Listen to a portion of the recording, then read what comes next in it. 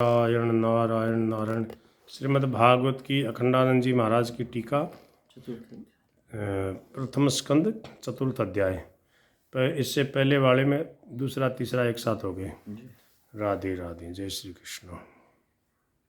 श्री कृष्ण श्री सद्गुरु भगवते नमो नमः। श्री कृष्ण भगवान श्री गणेशाय नारायण नारायण नारायण। अब शौनक जी ने प्रश्न किया कि आप हमें वह कथा सुनाइए जो सुखदेव जी ने सुनाई थी। शुद्धं कायति शुक्लम कायति कायति गायति। कई और गई दोनों धातुओं का अर्थ गाना है।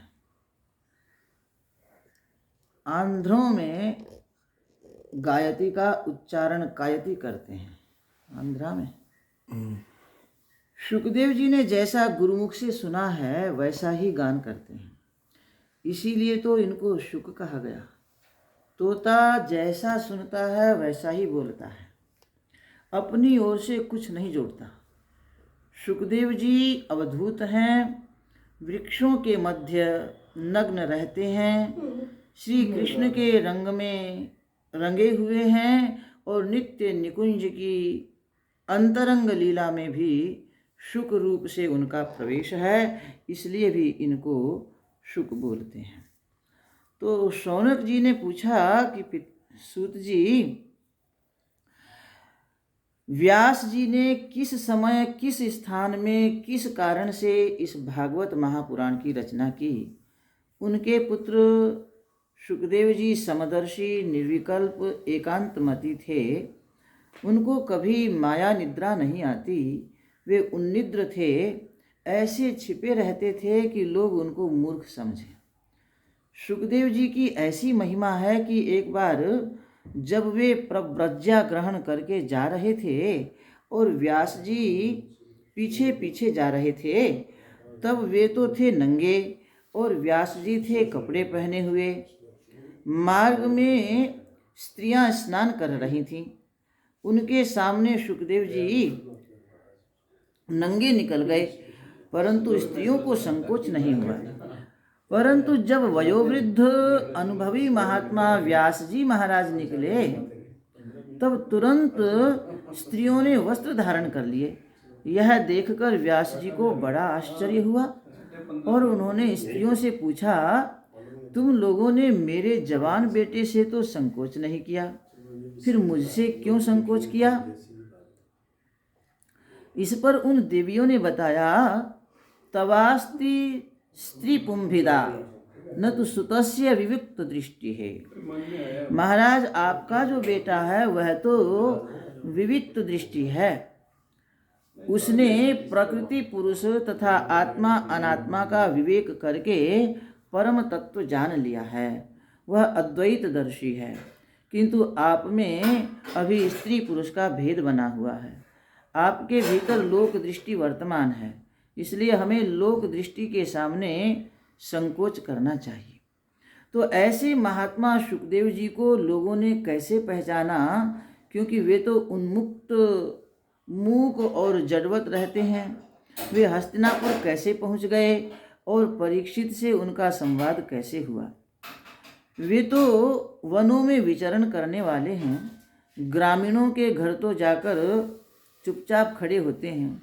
गृहस्थ के यहाँ तो वे इतनी ही देर तक ठहरते हैं जितनी देर गाय दूहने में लगती है, बस उतनी देर तक गृहस्थ के घर को पवित्र करने के लिए सुखदेव जी रहते हैं। उधर अभिमन्यु पुत्र परीक्षित परम भागवत हैं, उनके जन्म और कर्म महान आश्चर्यमय हैं।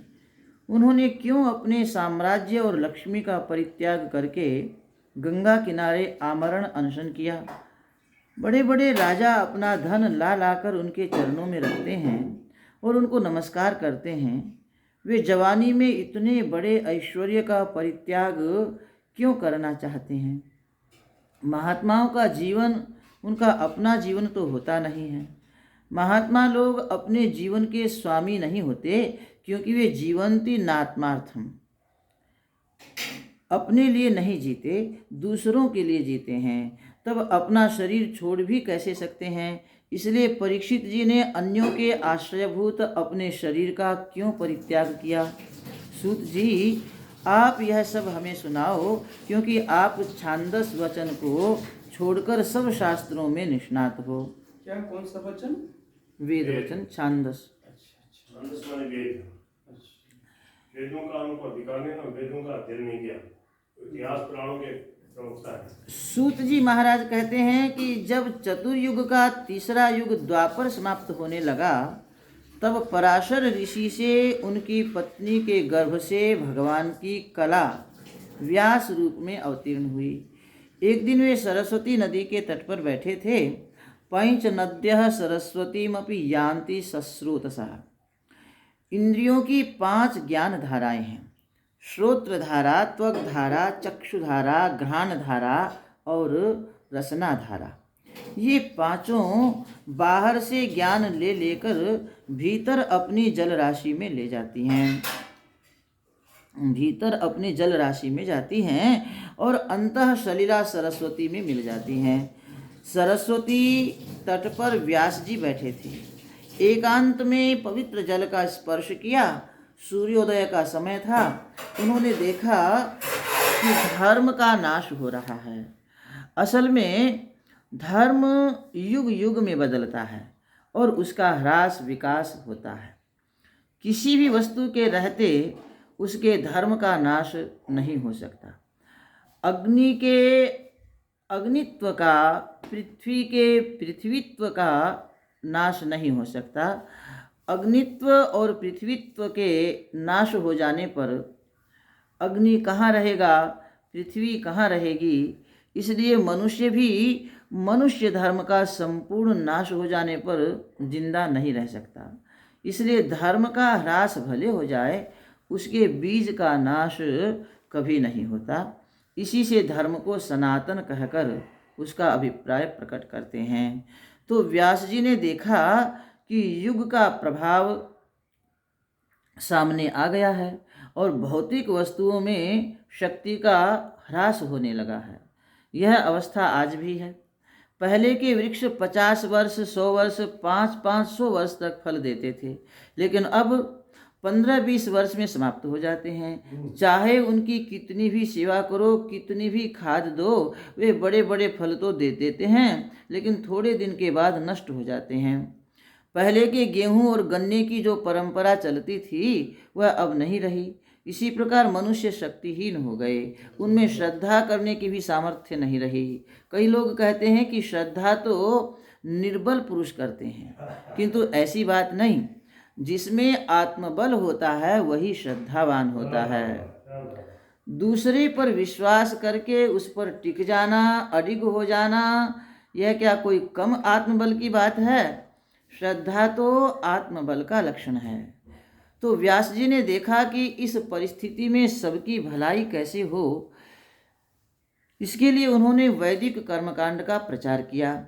लोगों को वेद याद नहीं रहता था, उनकी सुविधा के लिए उन्होंने उसके विभाग कर दिए और इतिहास पुराण की रचना कर डाली। भिन्न भिन्न शिष्यों को वेदों का अध्यापन कर दिया और इतिहास पुराण अध्यापन कर दिया, लिखा अध्यापन कर दिया मैंने पढ़ा दिया। अध्यापन मैंने पढ़ाना, अध्यापन कर दिया मैंने पढ़ा दिया। भिन्न भिन्न शिष्यों को वेदों का अध्यापन कर दिया और इतिहास पुराण सूत के पिता रोमहर्षण को पढ़ाया। इस प्रकार शिष्य प्रशिष्यों की परंपरा में वेद की बहुत सारी शाखाएं बन गईं और लोग उनका अध्ययन करने लगे। अब व्यास जी ने देखा कि स्त्री शूद्र द्विज बंधु नाम त्रयी न श्रुति गोचरा। लोग वेदों का, उनके उदात्त अनुदात्त स्वरों का, उनकी आनुपूर्वी का अध्ययन तो गुरु परंपरा से कर रहे हैं, किंतु जो वेद नहीं पढ़ सकते उनका कल्याण कैसे हो। इसके लिए व्यास जी ने महाभारत का निर्माण किया। इति भारतमाख्यानम कृपया मुनिना कृतम। फिर भी उनके हृदय को संतोष न हुआ। वे मन ही मन सोचने लगे कि अब क्या करें। मैंने तो वेद, अग्नि, गुरु सबकी सेवा की, उनकी आज्ञा का पालन किया और महाभारत के द्वारा वेदार्थ का दर्शन कराया, जिससे अविद्वान लोग भी अपने धर्म को समझ सकते हैं, किंतु फिर भी मेरे मन में असंतोष है। मनु जी ने कहा कि जब तक आत्मतुष्टि न हो, आत्मग्लानि बनी रहे, तब तक समझना हमारे कर्म में कोई त्रुटि है। हमें अपने कर्म से आत्मतुष्टि होनी चाहिए और जिस कर्म से आत्मग्लानि हो वैसा कर्म कभी नहीं करना चाहिए। अब व्यास जी की समझ में आया कि यह असंतोष मेरे मन में इसलिए है कि मैंने अभी तक भागवत धर्म का निरूपण नहीं किया। मैंने त्वम पदार्थ प्रधान धर्म का तो निरूपण किया, किंतु तत्पदार्थ प्रधान धर्म का निरूपण नहीं किया। धर्म और परम धर्म में क्या अंतर है, इसको समझना चाहिए। धर्म स्वयंकृत और स्वयं सिद्ध के लिए होता है। परम धर्म भगवत कृपा से, भगवत गुणानुवाद से, भगवत श्रवण से प्राप्त होकर भगवत संतोष का हेतु होता है। मनवादि प्रोक्त धर्म त्वम पदार्थ प्रधान है और भागवत आदि प्रोक्त धर्म तत्पदार्थ प्रधान है। त्वम पदार्थ कर्ता और तत्पदार्थ अर्थात प्रमेय प्रभु, इन दोनों के ऐक्य का बोधक औपनिषद धर्म होता है। तो व्यास जी इस चिंता में निमग्न थे कि मैंने भगवान की लीला का चिंतन नहीं किया। उसी समय देवर्षि नारद उनके सामने प्रकट हो गए। शिष्य को गुरुजी के पास नहीं जाना पड़ता, शिष्य को गुरुजी के पास नहीं जाना पड़ा, स्वयं गुरु शिष्य के पास आ गया। जब अधिकारी पुरुष को आवश्यकता होती है, तब अंतरिक्ष में विचरण करने वाला भगवत संकल्प स्वयं मूर्तिमान होकर उसके समक्ष आ जाता है। नारद जी को सामने देखकर व्यास जी उठकर खड़े हुए और उन्होंने उनकी विधिवत पूजा की। पूजयामास विधिवन नारदम सुर पूजितम। विधिवत पूजा का अर्थ केवल चंदन लगाना और माला पहनाना नहीं होता। विधिवत पूजा वह है जो सामर्थ्यानुसार की जाए, वह षोडशोपचार हो, अष्टादशोपचार हो, राजोपचार हो अथवा महाराजोपचार हो। जैसा देश, काल और आतिथेय होता है, उसी के अनुसार विधिवत पूजा होती है। राधे राधे।